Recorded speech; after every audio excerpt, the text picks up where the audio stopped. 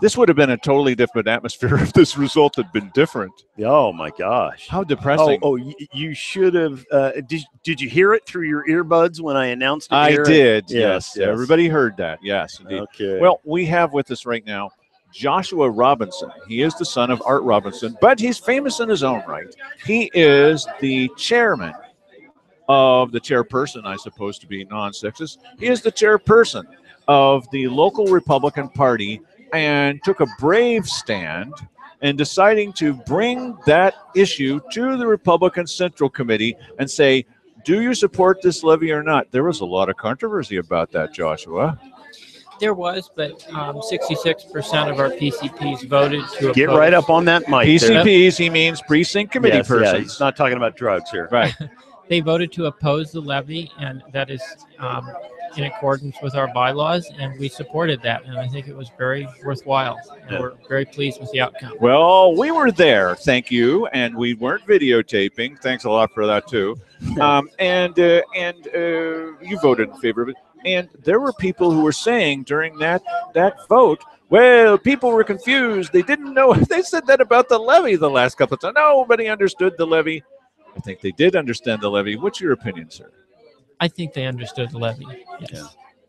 Yeah, and you know what? You would hope that perhaps local businesses and political parties and things of that nature would understand this is the undercurrent of the people in the county here. And how about not shoving this down our throat again? For and stop referring to it as the undertow. It's the undercurrent. Yes. Okay, so you've got a big task ahead of you, Joshua Robinson, because honestly now, there's been somewhat of a split in the party. I don't know if it's 4/5 and 1/5, but there's a split in the Republican Party, and of course you want party unity. What the heck are you going to do to regain party unity? Oh, that's a good question, Dale. Well, I don't think it's as bad as people would think it, perhaps. Of course he's going to say that. Come on. Well, when you look at that, 66% voted to oppose the levy, and then the rest, they didn't take a position. They didn't vote not to oppose it. Right. They didn't vote in favor of the levy. They just voted not to take a position. So probably, if you were to guess, and this would be a tough one to do, but of that 21% that didn't vote to oppose the levy, or I guess it was more. It was 40. Or didn't vote to oppose. Yeah, right. Whatever that means. So, what would you guess the people in that group that were actually for the levy? That's a tough one. That is a tough one. I probably know about 5 people that I could think of that were in support of the levy in our central committee. Mm-hmm. Now there's the other. This is the kind of show we have, Joshua. Okay. In case you didn't know, there's the other challenge. What happened to the rest of the Republicans who should have a backbone and stand up for what they think? Oh, nice answer. Well, yeah, I mean that is kind of a toughie, but I think, I mean, what was the motivation behind not wanting to take a stand? Yeah, I don't know. I think some people didn't want to alienate anybody. They didn't want to alienate. But that sounds like Democrats. Yeah, but wait a minute. There are those in the party that I know that were against the levy, that were against taking a position, because they believe that we should have a consensus in our party. But I believe that we vote for a reason, and we vote to take a position. And if the PCPs vote to take that position, we will stand by it. Yeah. Well, when the people vote too, I think we should stand by it. And how many times have we voted? How many times have we said no to a levy? Yes, quite a few.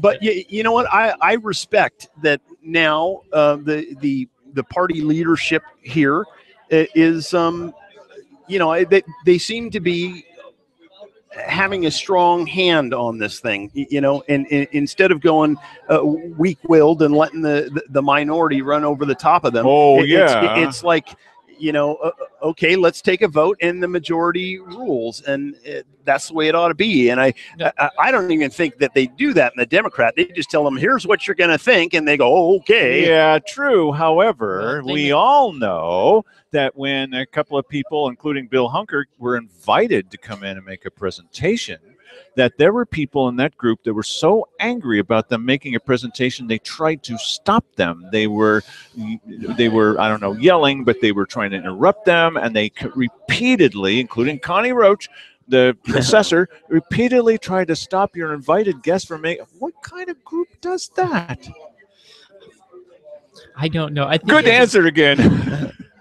Well, if they think in different ways. I'm not sure that we can understand always the way people think, but I think it's important for us to realize we are not against the sheriff. We're not against law enforcement. We want them to have the funds they need to do the job that they need to do.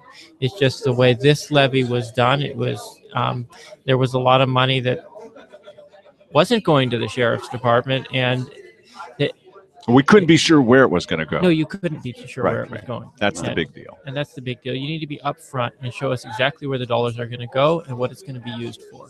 And I think that's what a majority of our voters were upset about. Right. And you know what? I think, one of the biggest problems that we have is this allocated money issue.